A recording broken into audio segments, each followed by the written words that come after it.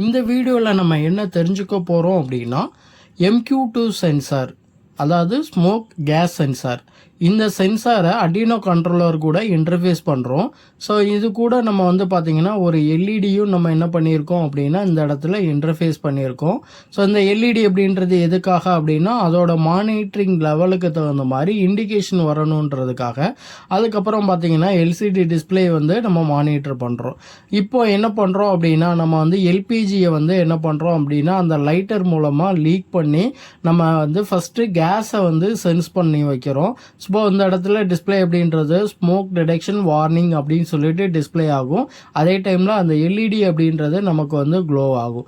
So LPG அப்படின்றது வந்து பார்த்திங்கன்னா நமக்கு வந்து அந்த லைட்டர்லேருந்து லீக் ஆகிறதுனால இந்த இடத்துல நமக்கு வந்து டிஜிட்டல் அவுட்புட், அதாவது நமக்கு வந்து ஸ்மோக் டிடெக்ஷன் அப்படின்னு சொல்லிட்டு என்னாச்சு அப்படின்னா டிஸ்பிளே வந்துச்சு. இதுக்கப்புறம் வந்து பார்த்திங்கன்னா அந்த சிக்னல் அப்படின்றது டிஜிட்டல் மாறும் பொழுது நமக்கு வந்து நோ ஸ்மோக் அப்படின்னு சொல்லிட்டு என்ன கிடைக்கும் அப்படின்னா எல்சிடி டிஸ்பிளேல ரிசல்ட் அப்படின்றது இருக்கும். இப்போ இந்த MQ2 சென்சார் அப்படின்றது கேஸு சென்ஸ் பண்ணலாம், அதே டைமில் ஸ்மோக்கும் சென்ஸ் பண்ணலாம். இப்போ நம்ம என்ன பண்ணுறோம் அப்படின்னா ஸ்மோக்கை வந்து டிடெக்ட் பண்ணுறோம்.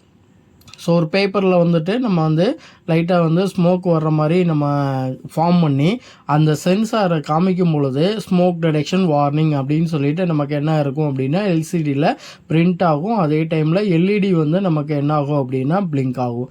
ஸோ இந்த MQ2 சென்சார் அப்படின்னு சொல்லக்கூடிய சென்சார் அப்படின்றது கேஸையும் சென்ஸ் பண்ணுறதுக்கு யூஸ் பண்ணலாம். அதே டைமில் வந்து பார்த்திங்கன்னா நம்மளோட எல்பிஜியும் டிடெக்ட் பண்ணுறதுக்கு யூஸ் பண்ணலாம்.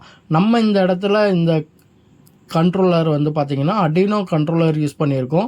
ஸோ நம்ம வந்து இந்த கண்ட்ரோலருக்கு பதிலாக LPC 2148 ஆர்ம் கண்ட்ரோலர் யூஸ் பண்ணலாம், நார்மல் பிக்கு கண்ட்ரோலர், அட்மல் கண்ட்ரோலர். ஸோ இந்த மாதிரி எனி மைக்ரோ கண்ட்ரோலர் வந்து நம்ம யூஸ் பண்ணிக்கலாம்.